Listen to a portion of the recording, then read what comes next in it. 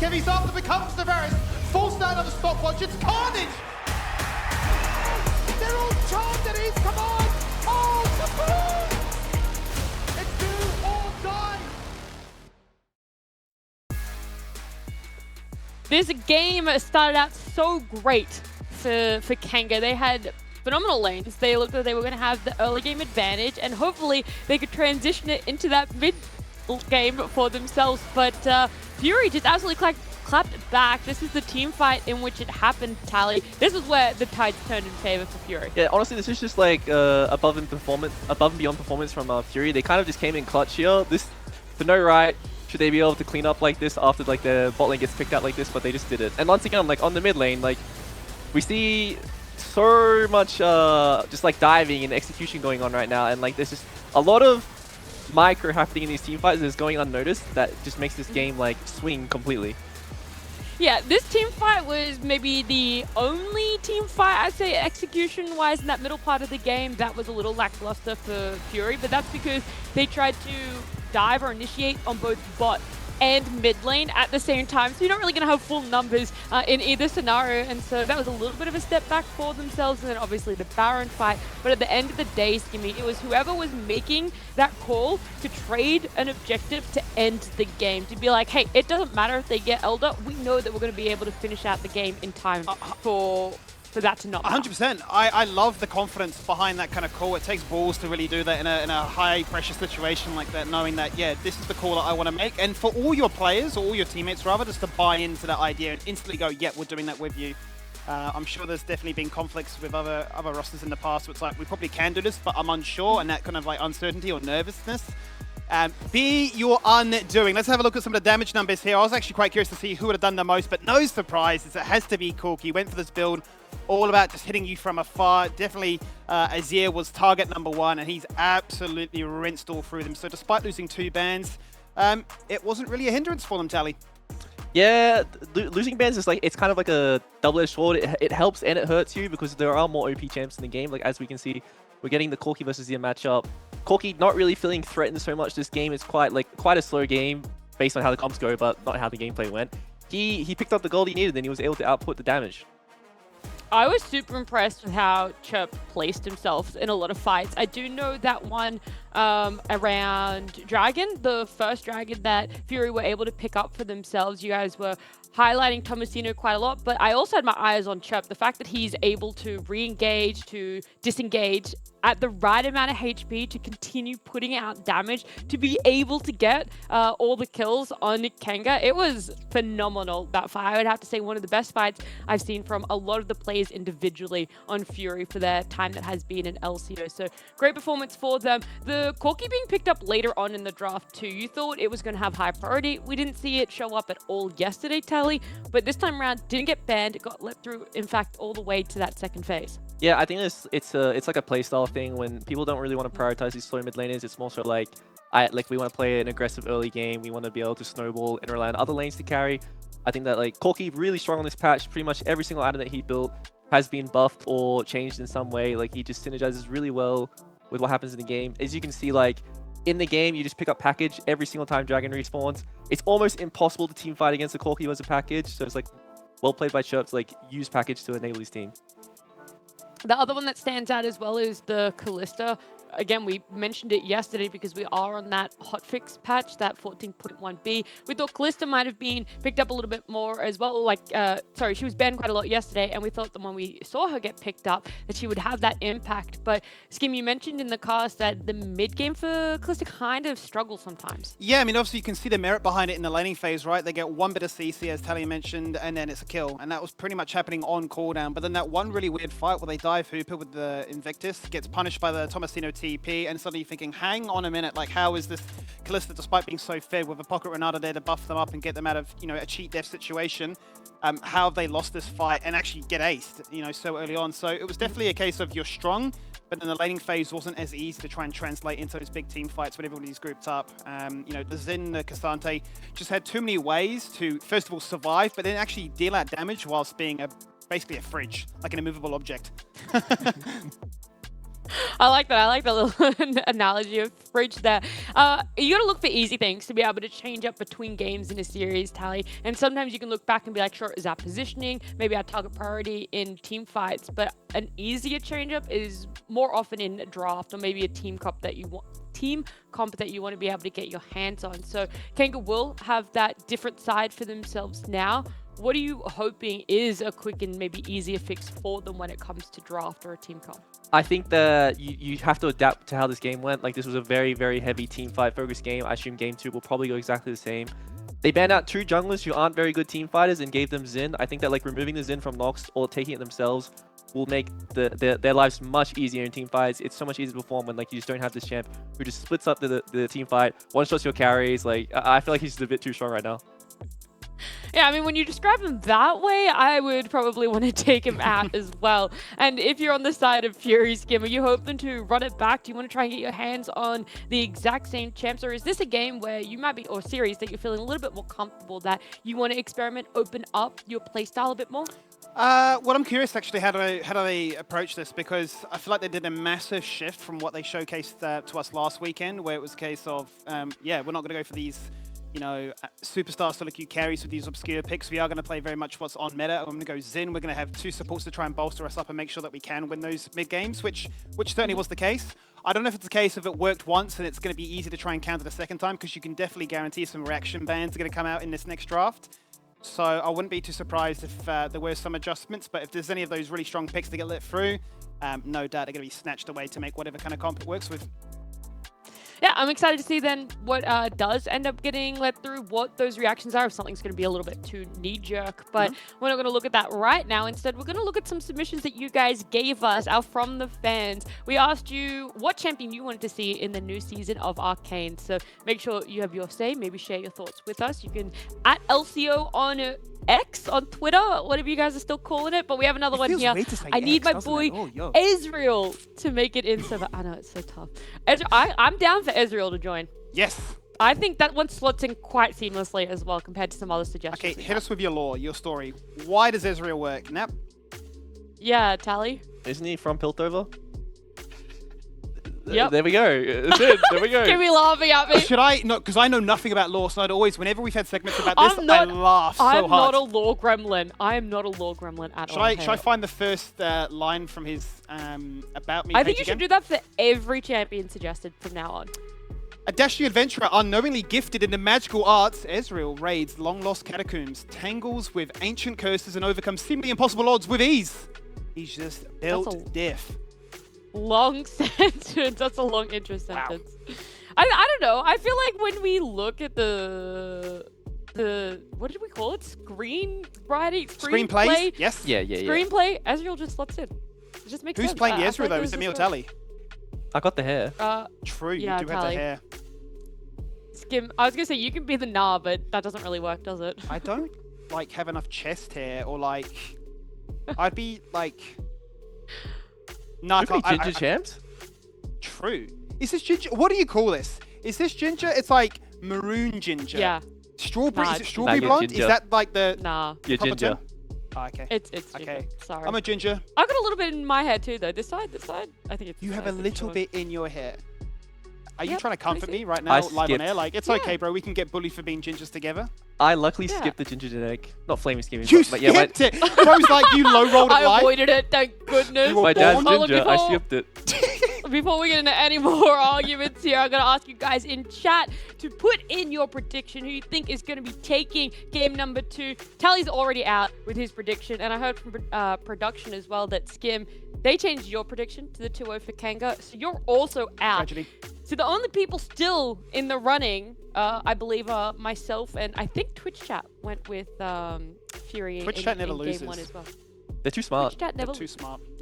They just know everything. But make sure you guys put in your votes. They're up there in the top corner, and we'll see who does take game number 2 when we come back. It'll be draft in this best of 2 between Fury and Kanga.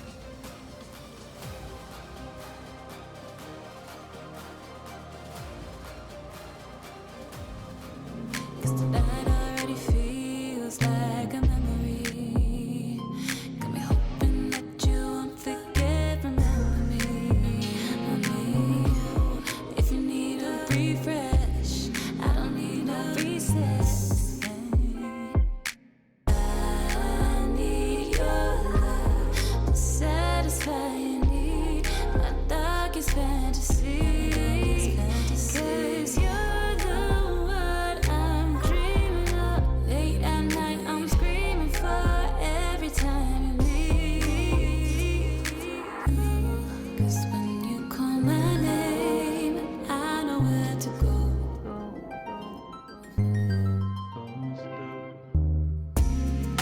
When you call my name, that's just how I know. It's LCO. So please don't leave. I need peace. I need to be underneath, let's hide down low while I let you touch my soul. You be wrecking and I just roll. No, no, no. I need your desire, satisfy my darkest fantasy. 'Cause you're the one I'm dreaming of. Late at night I'm screaming for every time you leave. 'Cause when you call my name, I know where to go.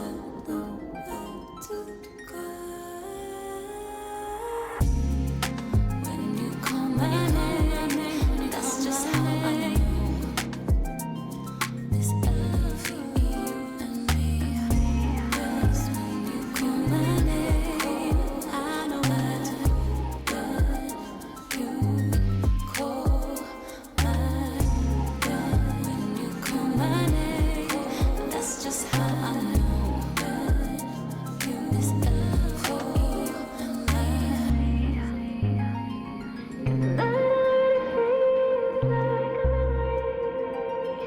And I'm hoping that you'll forget. Here's the reason that Kevy's after becomes the Varus. Forced out of the stopwatch, it's carnage! They're all charged at his command! Oh, the boom! It's do or die!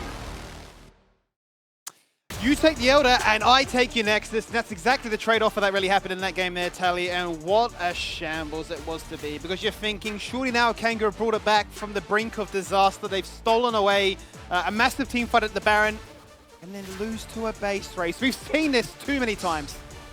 You know, actually, I was paying attention to the player cams after they won, and just no one was really getting hyped. Like, I know if I won a base race like that, like, I'm jumping out of my chair and I'm screaming on mic. Like, I feel like we need to get some more passion going on, guys. Come on, guys. Look, we know it's online. We know it's all about, you know, it's a regular season game. You know, we're at the bottom of the table. There's not enough behind it. But surely, give us, as well as the people watching, what they want. And we want some pop-up. We don't need a why not dance. We don't need any kind of like skits like Winter and Rogue used to do. But give us something as we load ourselves in for the second draft to see how things change around here. As Kang will be looking to try and salvage at least 1 point from this match. And with all bans up and available, let's see if much changes this time. Yeah, we're seeing a very similar draft coming out, but we will, like, I'm curious, like, how they want to adapt, because I think both of them probably think that they had, like, the winning draft. You know, we see the Seraphim being taken away there, so not something that Kanga wants to play themselves. We'll see if they want to take away, like, one of the stronger, like, hyper carry bot lanes in, like, Lucian or Philios, or if they do want to play the Callisto again. So Stimuli, the only knee-jerk reaction at this point would be the fact that the Seraphine is going to be denied away from Kanga, not allowing Fino to get his hands on that once again. What do Fury think is the most worthwhile last ban for them to go for? Actually go for the Callisto, so double response from either side then as to what worked in game one and what they want to deny against. So it'll be a very different outlook. Then the question now completely pivots around to, well, what is first pick worthy for Kanga? Senna was up and available if they wanted it with a different pairing, but they go to an old faithful, which is Varus. Yeah, it's just a staple pick on this patch. I'm really curious if Fury do prioritizes in again. But I think that Nox, like, once again, they banned 2 of his champions, and I want to know if, like, he has anything else in his arsenal, or if he's just going to rely on, like, the old faithfuls in. Yeah, well, it's interesting. There it is. That they have decided to make this hard, this hard pivot, and whether or not it is matchup specific, where they feel like they need to try and confine to the meta or not. But look, I'm all for it. I'm enjoying it. It's aggressive, and that is what we want. Question becomes though, what AD carry is seemingly being looked at to try and match into this Varus? First of all, it was Lucian, cycling through a few old faithfuls that Hoop has had to play around with. I'd like to see Kaiser, but it's not going to be the case. A little bit of self-sustain with the ultimate from Isaiah. Yeah, this is actually like one of the like very Feast or Famine champion picks into Varus, because like Zyra Khan can be very good when you get snowballing, but if we do see like the Varus Karma coming out or like another range support, Xayah is one of the worst AD carries to get to pick in to something that's going to poke you. You don't really have anything to deal with the amount of damage that's coming out. Like your only way of farming is Q, which You really just don't want to be in that position. No, you certainly don't want to be a case of just, rock up to a lane, feather recall a few times, and then actually have to recall back to base to get all your HP back. It's going to be the Renata locked in again for Kirak to show his prowess once more, I suppose. I mean, obviously with the Varus, there is a fair bit of value either way, depending on what build you go for, be it on hit or lethality. It's going to find value in that regard. Also, pairs quite nicely with the Graves, which is going to come out, so Invictus maybe taking a page out of Nox's handbook. Yeah, Graves is a good answer to Xin in isolation. Like, Graves does really well into the jams that dive into him. Like, the Smoke Screen is very underrated ability, probably one of the most broken abilities in the game. And the amount of damage that he can output is going to be really good. But I want to see Kanga pair a really good chance with Graves on 4-5. The champ can't be picked in isolation. Like, he needs stuff to enable him. Let's see what they can look to try and enable it with. Milio comes out to try and round out the bot lanes for both sides now. So Fury are locked in with what they have at the disposal. Mid lane is then seemingly going to be the next area to try and attack. That certainly was the case in last game with a whole host of them being taken off the board. Wouldn't it be too surprised then to see the likes of Corki and Azir be taken off the board next? Yeah, this is also one of the problems with blind picking Renata. There's like a lot of champs that are hard to deal with, like the Blitzcranks or like even the Milio, where she just pop the R as soon as Renata hits the R. Like, it's a quick cleanse for the whole team. This is the reason why like a lot of people aim to pick more stable range supports instead of like these champs who just get bullied or just have direct counters.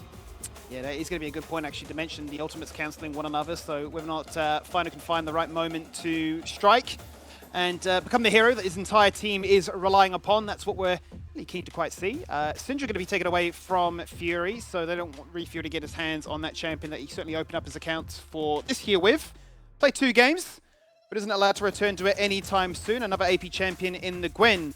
As the Cannon also comes out, so Fury really keen on denying any kind of strong team fight setup that Kanga might be trying to, assemble. Want to see if Fury do end up prioritizing the Cassante here, because like the champions have huge impacts in pretty much every game that it's been in, but the Rumble is also still up, and like that champ can do a huge amount here, especially for the Kanga draft. Corki denied, Cassante locked in. Hot on the money you are once again. Tomasino looks so comfortable, so strong as well on that champion, so great to see him on that once again.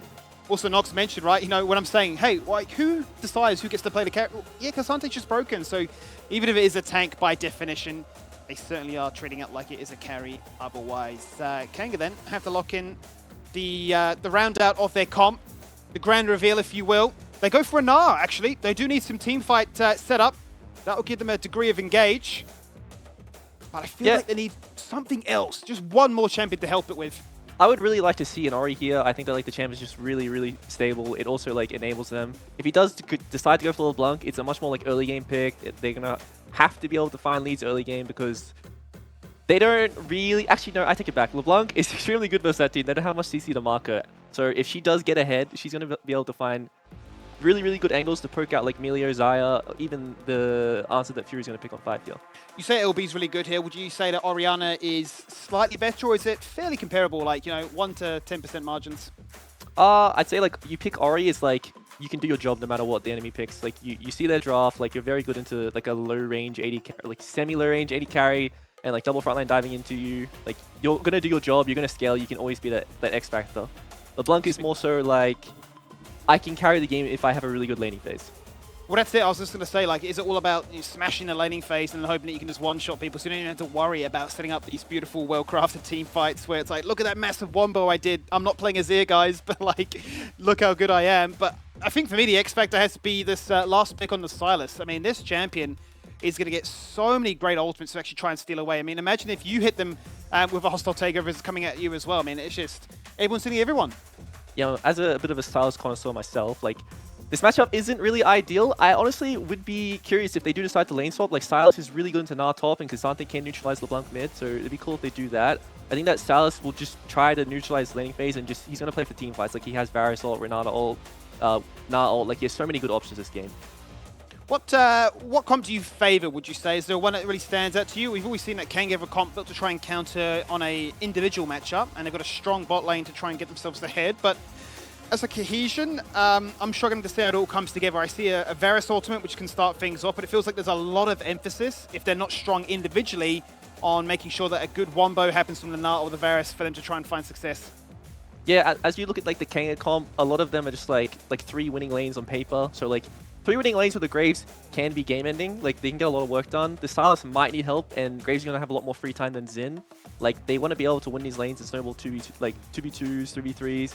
Whereas you look at, like, the Fury comp, they want a team fight. Like, pretty much they just want to survive laning phase and get the team fights. If they're even, they're going to have a much easier time, like, playing out these objectives. And you say try and make it even because you mentioned that this bot lane could be kind of scary for the Xayah if they find themselves sustaining a whole bunch of that harass. Otherwise, if they can get themselves at a laning phase looking A-OK, then those team fights going to look, yeah, pretty rosy for them. Let's load ourselves into the Rift then for game number 2. Fury with an absolute barn burner of a game 1, actually able to steal it away with a base race, denying that of their opposition, playing for the Elder instead. As for Kanga, they'll be looking to try and serve up some revenge and look to walk away and end week 2 with a point. Yeah, I also really like the Gnar pick from Wudon here. I think that, like, we saw it in the LCK recently, and it's one of the original counters to Cassante. Like, just being able to kite him permanently in mini Gnar really makes his life hard. And Gnar is also, like, in the right hands, that champ can do work in team fights.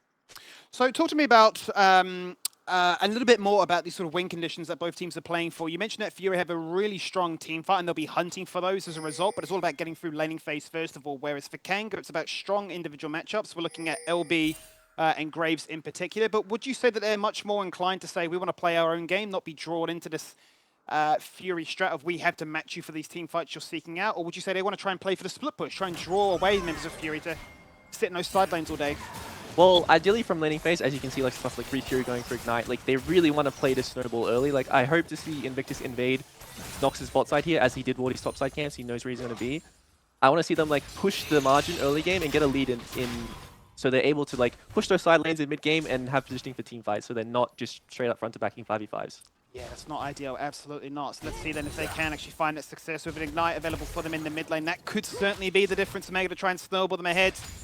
And LeBlanc that is ahead is certainly one to be feared. We've certainly, over the years, seen a lot of proficient LBs grace our lands, and yeah, one of those 1v9 champions you've really got to keep your eyes on. But it's been a long time since we saw a Gnar.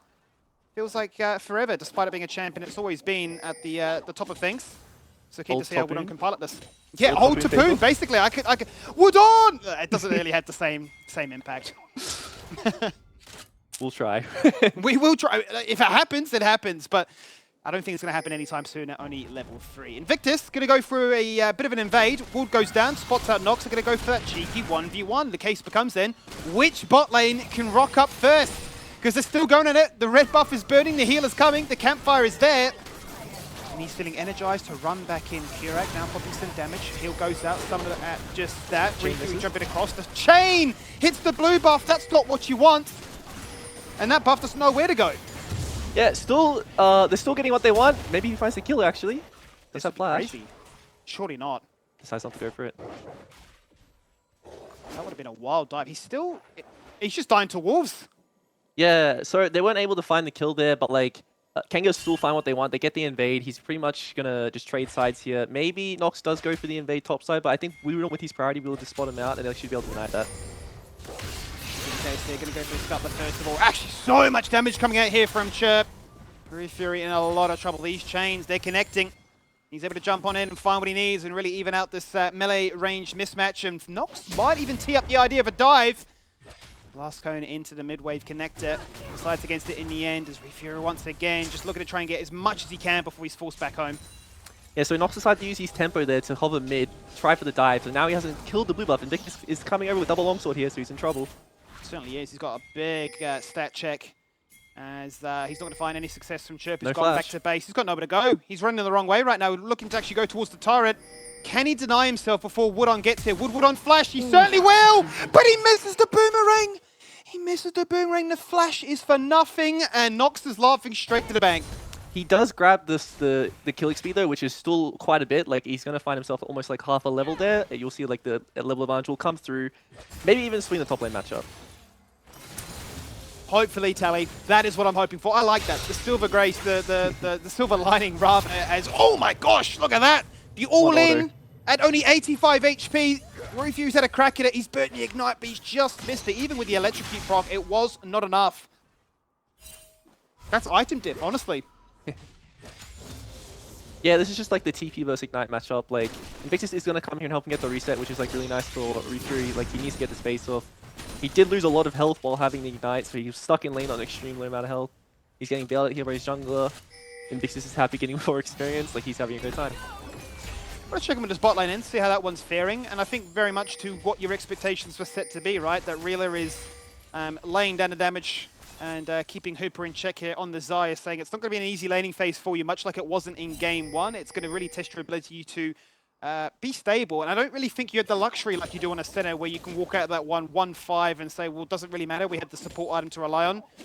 You're going to need to find some source of strength as the Xayah because that ultimate is going to be game-changing. But let's see if Reeler can convert this one into anything much more. Obviously, the Varus is insanely strong and is going to be going for the on-hit build with this Renata. Yeah, we did assume that like Varus is going to be going on hit when he was paired with the Renata. Like, I think that if Varus did decide to go poke, like Xayah would have a much harder time in laning phase, but the Varus would not be able to play team fights as well as he could while being on hit. 3 members in the area. Look at the collapse now. Our Fury on this mid lane. See if they can try and bait out some of the V3 before he hits level 6 as the chains go in. Chip to start things off. He's got the hijack available if he so desires to go for it right here and now. Spotting out Kurak, realizes that that play is no longer a possibility, so they're just going to peel away with a numbers advantage to try and take those Void Grubs. Very smart. Kanga going for the dragon. They know good souls are coming. Certainly do know. They've heard the mantra that Tally's in the building. It means that we are going to get a good one, but the Elder, unfortunately, that's the Tally curse. It means it's a base raise. Hooper, he's found himself an enemy jungler, and he's not happy about it. Neither find themselves with an ultimate to try and get that killing blow. So we'll have to settle for just walking away, popping a potion, and being denied all these minions, as well as a plate being picked up by Reeler right now. That is the trade-off for all those grubs being picked up by Nox and Co. Yeah, it's not too bad giving the grubs here, as they do go onto the bot lane. Let's see what they can find. Flash from Kurak, shove back, piercing arrow, and the first blood. Beautiful there. Really well orchestrated by Invictus as Kanga get themselves that first kill. Yeah, really nice Q flash there by Kurak. Finder wasn't able to react in time, but you know, at least they did get the grubs. The reason why I'm saying that giving the grubs wasn't so bad is pretty much every single matchup from Fury can't hit turrets. Like, it's very, very hard for them to find any like windows to do damage to turret. They're playing melee versus range matchups. It's more than likely something that they will have to like find windows to do in the mid game. Let's see what they can do, because much like game one went the way of Kanga, the early game is once again favoring them. They find themselves up by a nice little amount already, only 8 minutes into this. And Refury still is going to be hunting for that solo bowler. He needs it to try and break open this game, to try and bridge the difference actually, because he's already fallen a little bit behind in terms of that CS. Yeah, I think at this point of the matchup, like Silas can really, really easy navigate it. Like LeBlanc missed a window to snowball and like get the lead. I think like if I was the Silas here, like I'm very comfy. Like you can always just Q farm and just like match the damage every time she goes into poke. You're not too worried about this matchup anymore. Let's see now, with Nox not having level 6 just yet, is still going to go for this dragon.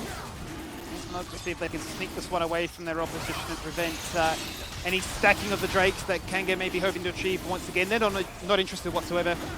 Not in a position either to actually make that one a reality as Refury goes back to base. Invictus much more interested in taking the respawn of his camps. And the bot lane, very much stuck underneath their own tower. So first dragon and, well, actually both objectives really go in the way of Fury. Definitely changing up their early game strategy here.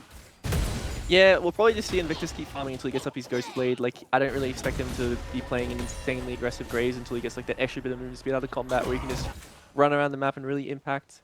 But he is coming into lane here. Maybe he expects a gank is going to happen. And he could be right, as we do see in the minimap that Nox is certainly pathing towards the spot lane. He is going to walk into the river and he's going to be spotted out.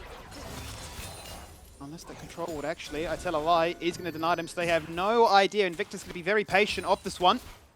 Face trick from Kurak, he's going to realize that, oh, no, he's already gone. Recall just in the nick of time. This is just a good read from Nox. Like, you know, like when I'm pretty sure that they saw him. So like when you see the bot lane still playing aggressive after seeing the jungler, it's a bit too obvious that they're playing aggressive for a reason. Like he assumes Invictus is behind him. As the ult does go wide.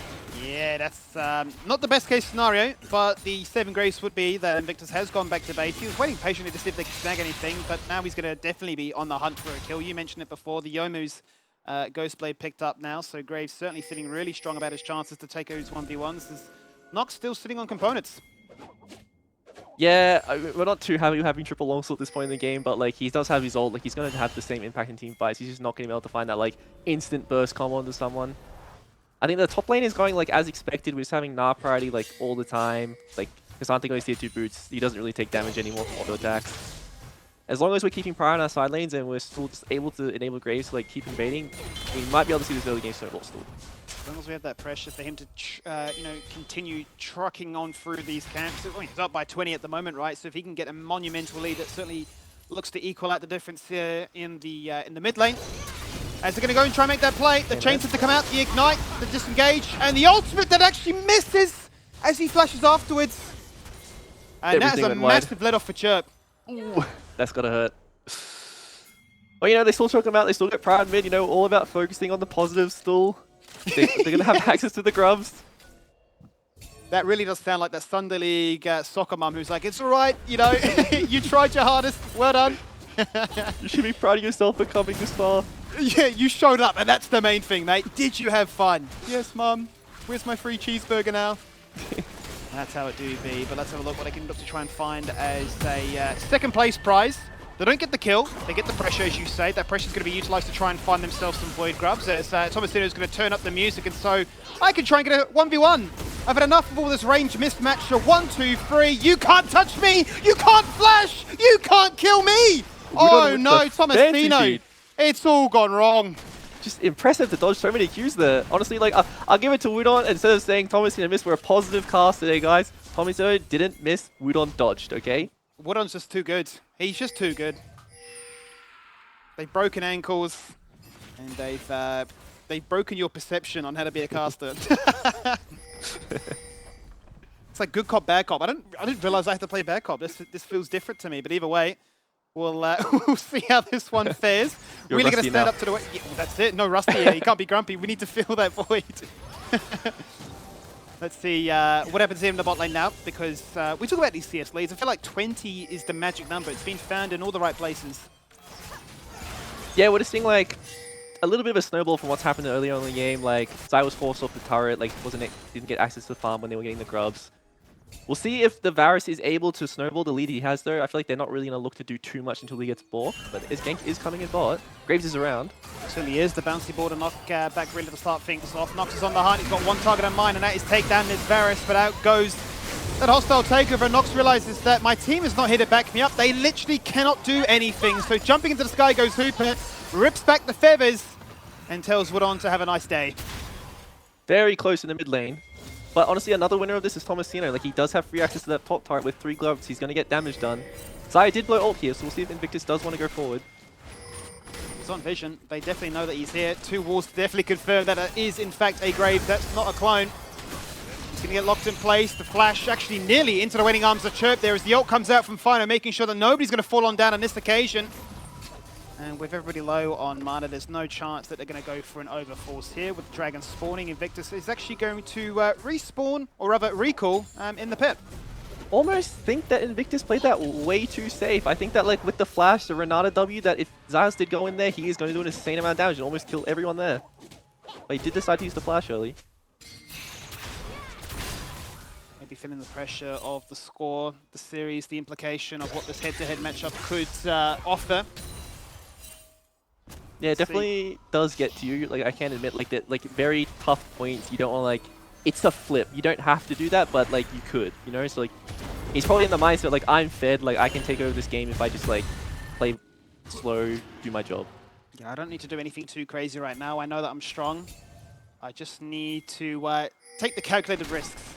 And that one may be a little bit too far for him. He is 3-0, and the rest of his team now is looking to try and up the ante and get as strong as him as the Ludens comes out. The Blood Rune King now completed for Reela, but not without Fury answering back with some strong skills of their own. They've got the Ardent Sensor. They've certainly got themselves a Storm Surge as well when Chirp looks to try and engage things off. Not going to find what he's after, but it doesn't mean that Nox is going to start as well. As Chirp hijacks away the Renata ultimate, doesn't find anything. The self-casting the bailout, but the kill's not quick enough, so he doesn't survive. A little bit too late there from Kurak. A couple more seconds and that Renata would have been up just earlier, and if he got that Renata ult off, that could have been a completely different fight. It certainly could have been. It's a fadeaway ult as he falls on down. That was his demise, and there was no Real opportunity for them to get a kill with them that far back as Rilla jumps in. Layers damage on towards Nox, and Fury finally gets his number and takes down Chirp for 30 seconds. Without a jungler, what do they do now? That's what he needs, exactly what he needs. He's completed his item, he full rotation styles and just takes him off the map. Real also has his balk, and you saw the damage he was putting out to Zin there. Good job by Kanga to know that they can still fight that down numbers because they don't have ultis. Certainly got their timers working, that support furiously spamming, copy-paste on those numbers in the chat, making sure they know what to play for, and they found that moment and executed it really, really nicely. Let's see if they can actually translate this into a second objective as they work their way towards the top of the map and really make Nox's life a bit of a living hell. You know what, honestly, like, we got to shout support sometimes because I was a lazy player. I didn't time summons. I always just relied on, you know, Aladoric to do that job for me. The GOAT, so, yeah. Whenever I saw like thanks, Aladoric guys. streams or any support play streams, I just felt sorry for them, man. They're just doing math on the fly whilst having to, like, you know, be a therapist for this, the rest of their team. Mentals in check, wards all placed. It's a tough life. I do the classic, like, I ping the flash, and then when someone's like, oh, does he have flash? And I press Z and I scroll up, and then I see, oh, it has been 5 minutes. Nope. Yeah, quick lazy. napkin math. Oh, no, it hasn't. Nah, you're right, mate. You can make that play. I give you permission. You can gank my lane. Have you ever done the classic, like, oh, he has no flash, come gank, but, like, he actually does to, like, bait your jungler? Oh, yes, I have. And then they come, and then it happens, and they get pissed, and then you probably get muted. Yeah, but like you blew their flash and you choked my lane. Like you won my lane. It's a win-win.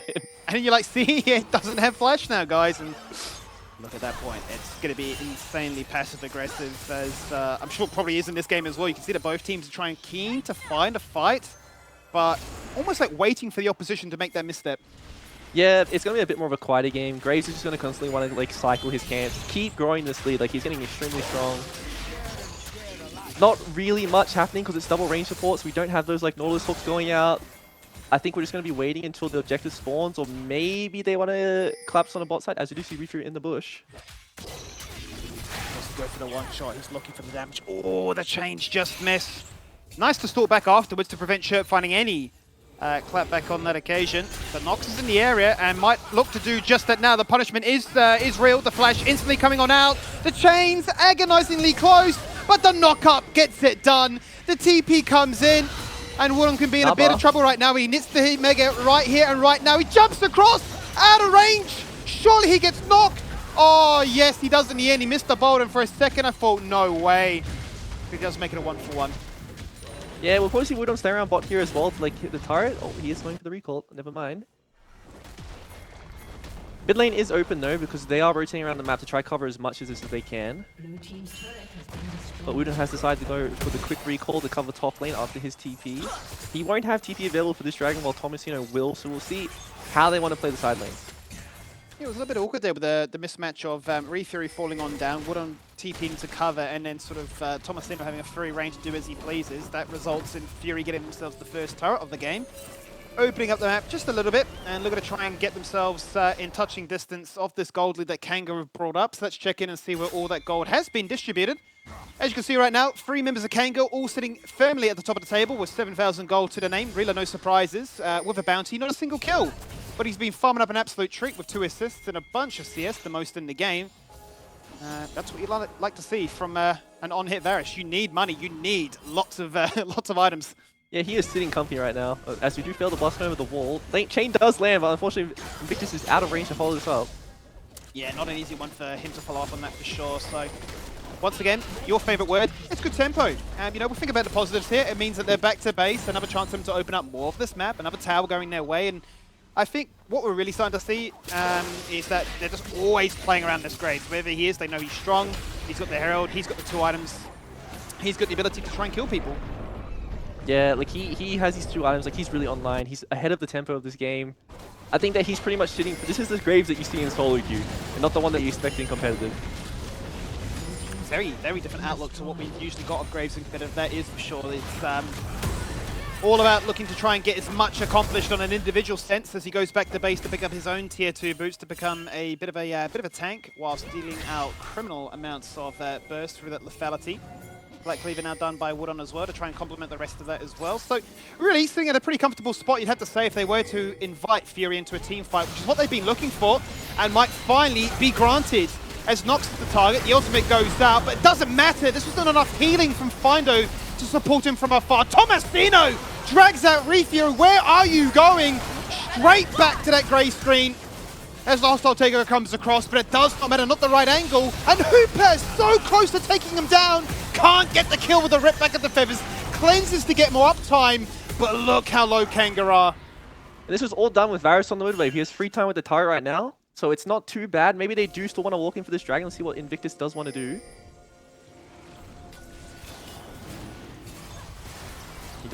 Looks like he does want to give it away. What does he do? He does nothing. 4-0 versus 04, it does not matter. He's not willing to throw away this game.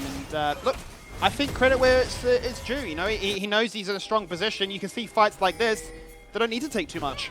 Yeah, like this is another one of those cases where I think that like Invictus is really freed up in this fight, and he doesn't like pull the trigger. He doesn't just go forward like Flash, abuse how strong he is. He's just playing it a bit safe. He doesn't really like want to risk the game, which is completely fine as well in its own right. But sometimes you do need to be that like clutch factor that your team needs. Sometimes what do they say? The best defense is a better offense, right? Sometimes you just need to showcase that. Well, I don't need to be scared if I just kill you because I have so much damage. So let's go on the hunt, and that's exactly what they're doing. They found Chirp. He's not got flash. He needs another 10 seconds, but he survived the onslaught, the burst. Even then, Refury chasing right after. It's not enough to get taken down. I tell you what, this Silas is like a cat with like 9 lives. He's just barely living all these engages, which is honestly very good for him. Like he's done well to like get to this point in the game. This is where I think like Silas starts to power spike. He's finally getting those items that are very strong for him. This is honestly, this patch has been like a silent blessing for Silas outside of laning phase. I think that like your first item got nerfed because nothing really works with Silas, but every other item that you build on him is just significantly stronger now. Silas always been one of those interesting champions where you're building a little bit of durability, but yeah, insanely strong as a result of as well. The AP scaling is always a bit interesting when you still be like a support ultimate, for example. You're suddenly like, hey, this actually does damage. I'm not used to like getting one shot by like a Leona ult, for example. Like that's a little bit crazy, but certainly has a few good ultimates to try and take in this game. We've seen him use the hostile takeover with a good success. People surprised that the Graves ult would come out very shortly as well, as a bit of deja vu actually occurs at this exact same position. Reader with the flash forward, literally 2 inches to make sure that Chirp is forced to go away. The Zonius comes out, the TP to back him up from Tomasino, as Kanga are routed out of the enemy jungle right up to that top lane and concede all that pressure in mid. But how much Chirp is getting caught, he is doing an insane amount of work. He's just always constantly chunking them out, living, wasting their tempo. Like you see Kanga constantly just like basing, running top side, trying to find a pick, not succeeding, recall, repeat. Like this happened quite a few times in a row now, and like we see stuff like the Xayah is caught up in farm, if not overtaken, which is very promising for them based on what happened in laning phase. Incredibly promising. This is the stability you were talking about and what you're hoping for them to try and achieve to get out laning phase with, right? That Hooper would actually be a real threat. Would have enough items under his belt that the Featherstorm would be the get-up or the escape plan, like the insurance idea, but wouldn't necessarily need to be burnt straight away because there was damage to dish out with that Kraken Slayer, bolstered by the rest of what he's working his way towards. Kanga position himself in the mid lane. It feels like we've been stuck in mid for like the last 5 minutes, really wrestling over, can we put Chirp back to base, or can we get this turret finally? Yeah, they are gripping up for this turret, as they do hit the Renata onto Varus, and he does an insane amount of damage to his teammate. Yeah, he's actually just taking Invictus down super low, and he's got to either clear some camps or go back to base again. It's completely thwarted their plans of finally taking down this tier 1. Like I say, they've been here for such a long time. They want to open the map, they want to expose more ganking angles, they want to make it easier for them to contest these major objectives. My one concern for Kanga at this point in the game is LeBlanc is solo AP, and she has not been finding the resources right now. Like, I think she's fallen very far behind the clock in terms of what items she should be having at this point in the game. And as you can see, like a huge amount of armor is coming out from Fury, and like this is going to make it very hard for Reela and Invictus to do damage. Yeah, you do need that sort of trade-off, or that passing of the baton, right, from Invictus to Refugee to say, look, I got all this accomplished with my Fed lethality build early on, but we do need an AP damager to really up the ante now. So far behind in the CS, almost a support at this point when you compare what he's like to the rest of his team in Woodon and Reela. So been unlucky a few times, not been able to convert those kills. Certainly has been one of those cases of Inch is not always adding on up as Nox jumps in and says, goodbye Reela, your job is done, but then he survives! Bailout is just OP, and Nox has been completely baited to stare at his KDA and think, how has it all gone so bad? we've seen it time and time and again. This bailout is doing so much in these games. It's just very well played by them. As they do. No. This, I don't even need to say anything. I don't even need to say anything. We all saw it. We were all thinking the same. Worth Casante, no flash. Positivity tally. Smile. Ooh, very close. Chirp does have the Gnar ult, so he does have the angle if he wants it. Yeah, how much are Fury willing to try and force this one? At times it's a little bit awkward for them because as the Dragon spawns, so does Reela. So it's not as if they can really convert this 5v4 advantage into much more than just pressure and good vision control. That seemingly is the play right now as they look to attend 2 lanes, push those waves up before they go for the objective standoff. Yeah, I don't really expect Kanga to want to walk in here. As you can see, like, they're opting into top side. It's very hard to, like, base check at this point. I don't think, like, I think if LeBlanc doesn't have setup, the champ doesn't really function. Like, she can't really find angles to poke people. But we will see what they want to do. He certainly will do. Another Dragon goes down. Fury now sitting on a potential soul point to look forward to, which would be exciting. Chirp still with the Gnar ultimate available for him. He's going to try and drag himself into the throw of things. Once again, very, very close. Fury hunting for a target to try and execute down. Chains again missing. It's been a tough life for him. Trying to hit these chains. The smoke screen goes up. They're trying to hard force this one. Has to flash in to start it all off. Kurak unable to find what he's after with that handshake. And his ultimate, once again, very close to being available. Maybe Kanga is starting to feel the pressure. I feel like they're trying to force fights. Like, they feel like they're going to get outscaled or, like, they can't really function if this game continues to go on. Yeah. They're trying to force these fights that are just really, really hard to start. I think that they should be feeling pretty comfy based on how the game's going. Like, there isn't a significant scaling advantage for either team. I think that, like, it just comes down to execution in the end. Like, you could consider Graves and Varus at the end of the game, like, extremely strong. But then again, you have a Xayah, and we've all seen, like, what that champion do at the end of the game. Certainly can. I mean, as you say, it feels a little bit panicky and maybe not taking full stock check of the fact that you are, at least from a gold sense, still ahead in this game. And yes, whilst your LeBlanc is fairly behind and is your sole source of AP, when given a chance, and certainly in tandem with Victus, they will be able to kill somebody. Now, whilst Chirp is, an abnormality to that and has survived countless occasions, I'm curious to see how Kanga want to try and play this, because if they are going all desperation mode, then surely you just start up a Baron dance and force a fight there. Yeah, I also think it does tie into the fact that, like, Fury keep getting away with murder. Like, Kanga probably feel like they should have gotten a lot more kills from these picks that they've been getting. So maybe the panicky gameplay is, like, tied into the frustration that they've been feeling. But I don't really expect to see them start Baron, as they are going on to Gnar top lane. The world's longest, most anticlimactic fight. 2 bruisers bashing each other down. Nothing really more to witness there, not even the junglers. They look at it, they were in the area and say, yeah, nah, I'm not keen on that one. Nothing really doing. So side lanes, now the major focus as we're fast approaching the 30-minute mark. Both games actually have been pretty long. Yeah, these games have been hitting above average, I'm pretty sure. Also, something to touch on, like, based on these lane setups, is LeBlanc is bot with no Ignite, so we'll see if Chirp does want to base and use his TP up towards the Baron. Maybe they do want to force something with a 5v4 advantage. Either side, not too convinced that they want to make a play, not really take too many risks as well. And it might sound kind of crude, but it almost feels like this is one of those matchups like we had in the past, like it was like a Mammoth Gravitas that was either like super late game, crazy upsets like a Baron steal or a, as we just saw before, like the base race or just like a kill per minute. It was one or the other, never anything different between those two. And this is certainly what it feels like this one is shaping up to be as well, because there's that calm before the storm. Everybody's farming, they're working towards that 3rd item, and I think if we can hit that break point first, then they say, look, this is the hill we die on. And I'd imagine that's probably in the next 2 minutes for the soul point. Yeah, you pretty much see, like, the 3 completed items on most carries from Kanga. They're feeling really comfy right now, and I wouldn't be surprised if they do want to start forcing something. The Fury carries still don't really have their huge items yet, but this Casante in the top lane is extremely strong. Like, he has 3 items that make him extremely tanky versus auto attackers. We'll have to see, like, if he's going to be able to survive these fights. Please, can we get this game long enough that the Jack Show can come online as well, and we can see a 200 resistant AD carry just shredding people down, like actually just 1v9ing, but they're not dying. It's broken, and then with tandem with Renata, I mean, the bailout probably doesn't even need to be required. Yeah, like, honestly, I don't know if I want to watch what this Varus is going to do when he gets his full build. It's quite frustrating to watch, but You know, also when Zai does hit her breakpoints, like that champion can absolutely take over the game. The only real threat on her as it goes towards late game is going to the LeBlanc, but as we can see, like, Reef Street isn't really finding the angles. He doesn't really have the items. He doesn't really have the threat this game.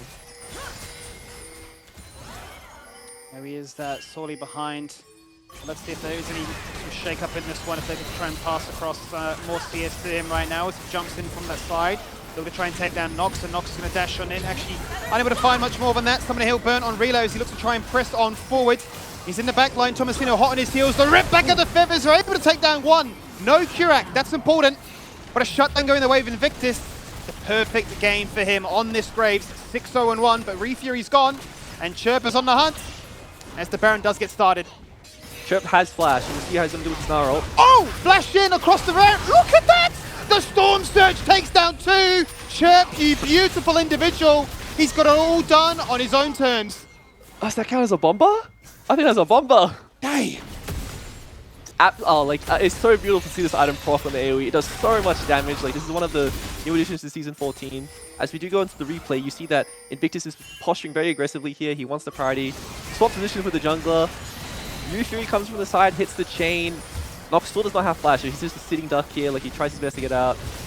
Really well played by Woodham to like hit like this nice ult, but Hooper does so much damage on the back end here with the huge rip back. And as you can see, like, we already know what happens going forward. Like, they postured for the Baron, they group up, Chirp finds the flash Gnarl, and it slides out from there. Crazy. Absolutely crazy set of circumstances. There's your ultimate, there's my flash.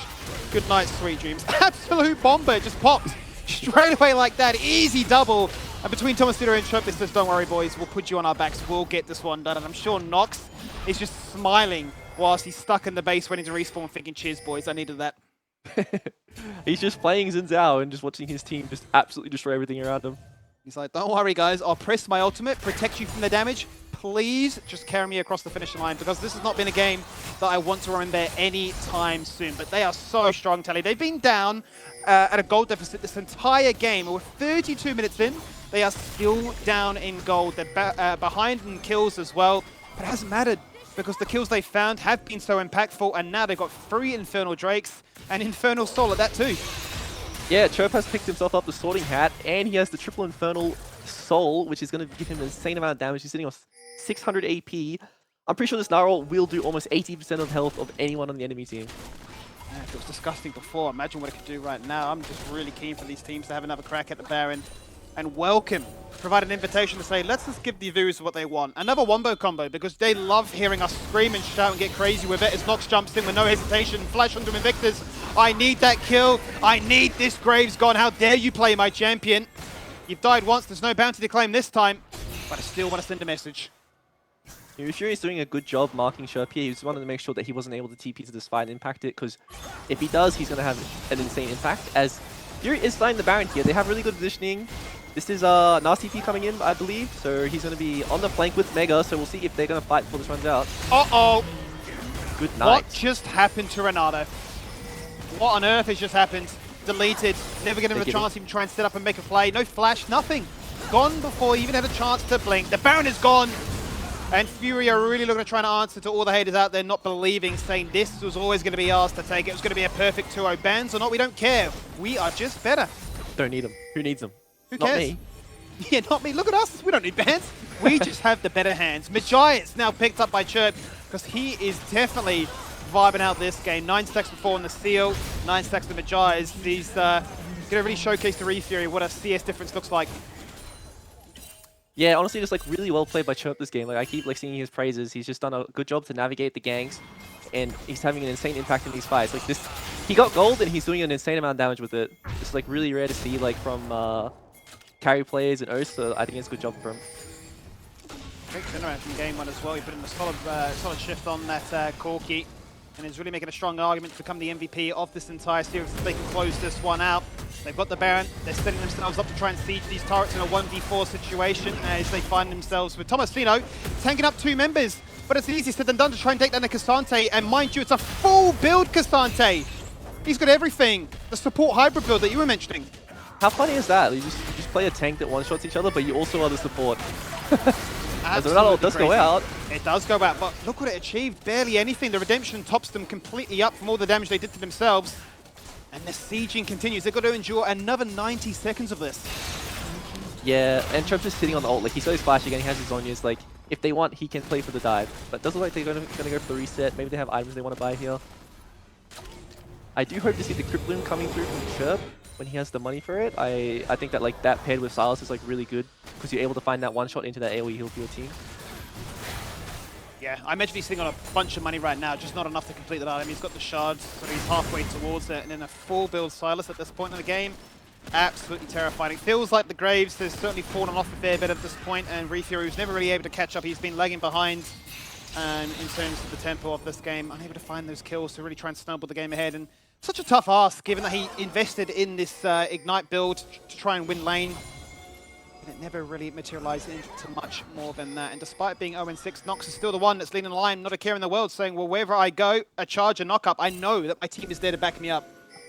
Yeah, and also another like Season 14 change that isn't really documented is like, it's very niche, but some champs want to go clear the plus LDR, but you're unable to build double armor pet items anymore. So, see if they are able to take K'Sante down mid though. No, don't tell me, in a 1v3 situation, he shreds off his resistances and nearly takes down somebody in the process. Look at all the space Thomasino has just provided for his team. Don't worry, boys, I'll die, but I'll give us an inhibitor. That is a worthwhile trade if I've ever seen one. The question now is, can Kanga get anything more? They need bounties, they need help, they need divine intervention, because Baron is about to be up, or rather Elder, sorry, in a minute. The redemption.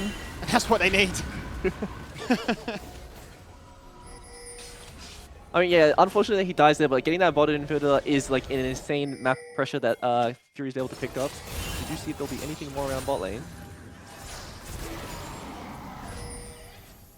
What would you like to see from Fury at this point? I suppose we can play both sides of this. For Fury, you're thinking they're up by 4k gold. This is their game to lose right now. The Elder would be almost too obvious of a play. They don't need to necessarily do that. They could just wait for the supers to crash in through bot lane and play it in textbook fashion. But then for Kanga, how do they get themselves back into this? Is it once again the classic, yeah, just fight your way out of harm's trouble? Yeah, it really is like fight your way out of harm's trouble. I want to see Fury like posture on this dragon with like Chirp in a flank position. I think that K'Sante just playing front line, and if they hit that front to back with the Silas flank coming off probably mid lane, it's really hard to see them losing. Certainly is. There's the Crypt Bloom. That's what you're after. A full build Silas now there to complement that of Thomasino. Fury are at peak potential. And they've really settled into this series, feeling very comfortable about how they find themselves right here and right now. Fast approaching 40 minutes into this one we are, as that fight does inevitably break on out, but the Crescent Guard has been broken and burnt very early on, and as it drops on down, the piercing arrow to kill, no! Yes, actually! We thought the heal from final was enough, but no, the collateral damage from afar was there to get it done. In jumps Thomasino, ripping back Invictus. He flashes, he dashes, but he does not survive. Double for Chirp. And that, ladies and gentlemen, might be all she wrote. Chirp accidentally killed Reeler. He did that much damage, he just accidentally killed him. Oh, my bad. You're just a casualty of war. You've just fallen down in the process. I'm just too strong. What a first world problem that would be there for Chirp, as he's going to go hand in hand with the rest of his team to say, Refury, what on earth are you doing? You do not exist. You do not match me. This was always us.